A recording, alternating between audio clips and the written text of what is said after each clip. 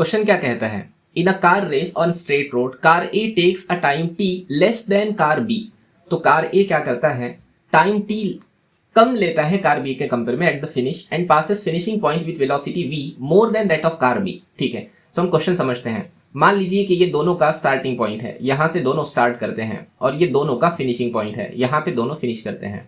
इतना ठीक है, ये स्टार्टिंग पॉइंट और ये फिनिशिंग पॉइंट। मान लेते हैं कि ये कार ए का पाथ है और ये कार बी का पाथ है। ठीक है, ए वाला अपना मोशन शुरू करता है, फिनिशिंग पॉइंट तक पहुंचता है, बी वाला भी अपना मोशन शुरू करता है, फिनिशिंग पॉइंट तक पहुंचता है। लेकिन कार ए जो है ना वो टी टाइम लेस लेता है कार बी के कंपेयर में। मान लीजिए जो कार बी है वो कैपिटल टी टाइम लेती है फिनिशिंग लाइन पर पहुंचने के लिए। तो कार ए कितना लेंगी, कार बी के कंपेयर में टी टाइम कम लेंगी। इसका मतलब वैल्यू आ जाएंगी capital T minus small T. ये टाइम लगेगा कार ए को, ये टाइम लगेगा कार ए को। आगे बढ़े, and passes finishing point with velocity v more than that of the car B.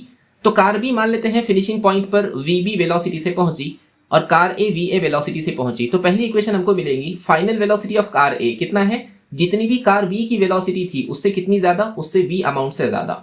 Both the cars starts from rest. ठीक है जी, दोनों की इनिशियल वेलोसिटी जीरो, दोनों की इनिशियल वेलोसिटी जीरो, दोनों की इनिशियल वेलोसिटी जीरो। आगे, एंड विद कांस्टेंट एक्सेलरेशन। तो पहली कार a1 एक्सेलरेशन से ट्रैवल करती है, दूसरी कार a2 एक्सेलरेशन से ट्रैवल करती है। So we need to find the value of v। ये v की वैल्यू कितनी होंगी हम लोग पता करना चाहते हैं। ठीक है, काम शुरू करेंगे।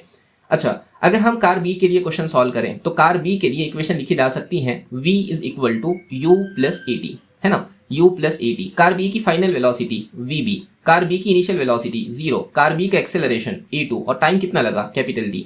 यानी लिख लेंगे vb is equal to a2 times of capital T। इसको नाम दो इक्वेशन नंबर 1। ये काम की इक्वेशन है, इसको उठाकर रखेंगे, इसको नाम देंगे इक्वेशन नंबर 1।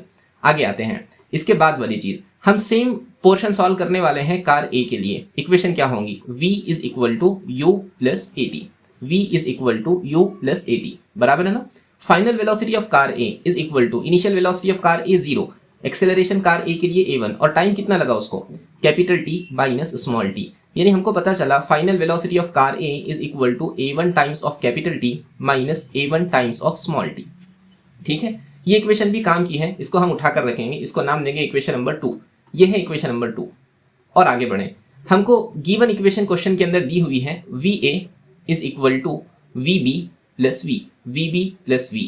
VA की वैल्यू रख दो यहाँ से, VA कितना है a1 times of capital T minus a1 times of small t is equal to VB की वैल्यू कितनी है, VB की वैल्यू है a2 times of capital T और यहाँ कौन है, यहाँ एक अननोन टर्म है प्लस V। हमको V मालूम करना है, इसका मतलब V की वैल्यू यही रखो। यहाँ क्या बचा, a1 times of capital T minus a2 times of capital T minus a1 times of small t। ठीक है, हमको V ही मालूम करना है, इस V को इस तरफ लिख लेता हूं मैं। यहाँ से कुछ कॉमन निकला, कैपिटल T कॉमन निकल गया, क्या बचा a1 minus a2 minus a1 times of small t। ये इक्वेशन में बाद में थोड़े और चेंजेस होंगे, इसके मैं इसको अभी एज इट इज रखता हूं, उसके बाद की चीज हम सॉल्व करते हैं, इसमें थोड़े से चेंजेस और होंगे। अब अच्छा एक बात बताइए, जितना डिस्टेंस स्टार्ट पॉइंट से फिनिश पॉइंट पर पहुंचने के लिए ए कार लेंगी, क्या उतना ही डिस्टेंस बी कार भी लेंगी? जी हाँ, दोनों का स्टार्टिंग पॉइंट और एंड पॉइंट सेम है, मतलब दोनों का डिस्प्लेसमेंट सेम होगा। अगर दोनों का डिस्प्लेसमेंट सेम है तो हम इक्वेशन लिख सकते हैं s is equal to U T plus half A T square. ये पूरा इक्वेशन किसके लिए है, कार ए के लिए है। सिमिलरली कार बी के लिए इक्वेशन क्या होंगी, कार बी के लिए इक्वेशन होंगी again you T plus half A T square, half A T square. ये इक्वेशन किसके लिए है, कार बी के लिए है। लेकिन दोनों की इनिशियल वेलोसिटी जीरो है, कैंसिल कर लो, क्या बचा हाफ कार ए का एक्सेलरेशन a1 और टाइम कितना लगा उसको capital T minus small t whole square is equal to car B के लिए इक्वेशन हाफ कार बी का एक्सेलरेशन a2 और टाइम कितना लगा कैपिटल T का स्क्वायर। ये हाफ और ये हाफ कैंसिल हुआ, क्या बचा a1 under the bracket of capital T minus small t whole square is equal to a2 times of capital T square. हमारी मेहनत कैपिटल T निकालने के लिए है, क्योंकि कैपिटल T पता चल गया तो V पता चल गया और वही हमको अननोन है V मालूम करना है। इसलिए क्या करें, दोनों तरफ स्क्वायर रूट ले लेते हैं, तो क्या मिलेगा under root a1 under the bracket of capital T minus small t is equal to under root a2 times of capital T। इतना समझे? ठीक है जी, आगे बढ़ेंगे। ये अंडर रूट ब्रैकेट ओपन कर लो, क्या बचा under root a1 times of capital T minus under root a1 times of small t। ये माइनस वाले टर्म को इधर, ये प्लस वाला टर्म इस तरफ आकर माइनस हो जाएगा, मतलब under root a2 times of capital T is equal to zero, is equal to zero. ये माइनस वाले टर्म को उधर बुला लें, ये माइनस वाले टर्म को उधर बुला लेंगे। यहाँ क्या बचा, यहाँ बचा है under root A1 times of capital T minus under root A2 times of capital T। ये जो माइनस वाला A1T है इसको इधर बुला लेंगे तो कितना होगा under root A1 times of small t। ठीक है, यहाँ से कुछ कॉमन निकला, कैपिटल T कॉमन निकल गया, क्या बचा under root A1 minus under root A2 is equal to under root A1 times of small t। यहाँ से पता चला कैपिटल T बराबर है under root A1 small t upon under root A1 minus under root A2 बराबर है। ये equation capital T वाली इंपॉर्टेंट है।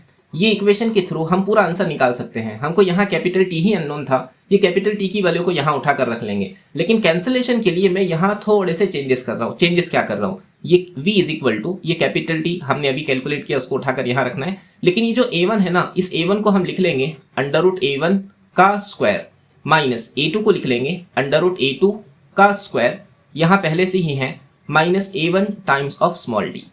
इससे फायदा क्या हुआ, इससे फायदा यह हुआ कि इस इक्वेशन में हमको एक आइडेंटिटी मिल गई a square minus B square, जिसको लिखा जा सकता है a प्लस बी और a माइनस बी, मतलब t ये क्या होगा a माइनस बी मतलब under root A1 minus under root A2, और दूसरे ब्रैकेट में क्या मिला, दूसरे ब्रैकेट में मिला under root A1 plus under root A2, और दूसरी जगह क्या है, यहाँ पहले से ही minus A1t as it is है। ठीक है, इतना समझा। ठीक है, ये वेलोसिटी का वैल्यू हम लोगों को मिल चुका है। अब ये कैपिटल T की वैल्यू यहाँ से उठा के रख लेंगे, इसका मतलब v is equal to capital T की जगह पर कितना आएगा under root A1 times of small t upon under root A1 minus under root A2 minus under root A2। यहाँ पहले से ही क्या है, यहाँ पहले से ही under root A1 minus under root A2 और under the bracket of under root A1 plus under root A2 और माइनस A1t, इतना टर्म यहाँ पहले से ही मौजूद है। ये माइनस वाले टर्म को खत्म करेगा, जो बचा वो हम लिख लेते हैं। क्या बचा, v इज इक्वल टू, हाँ जी बताइए, under root A1 times of small t under the bracket of under root A1 plus under root A2, और क्या बचा, यहाँ ब्रैकेट के बाहर है A1 times of small t।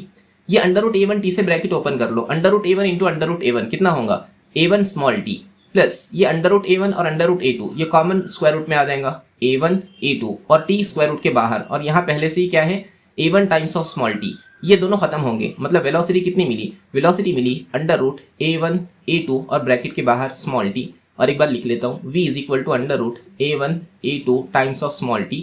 ये वेलोसिटी की फाइनल वैल्यू होना चाहिए और यही हमारा आंसर होगा। So answer should be v is equal to under root A1 A2 times of small t, under root A1 A2 times of small t, यानी option D should be correct, option D correct होना चाहिए। देखो समझा आपको, ठीक है।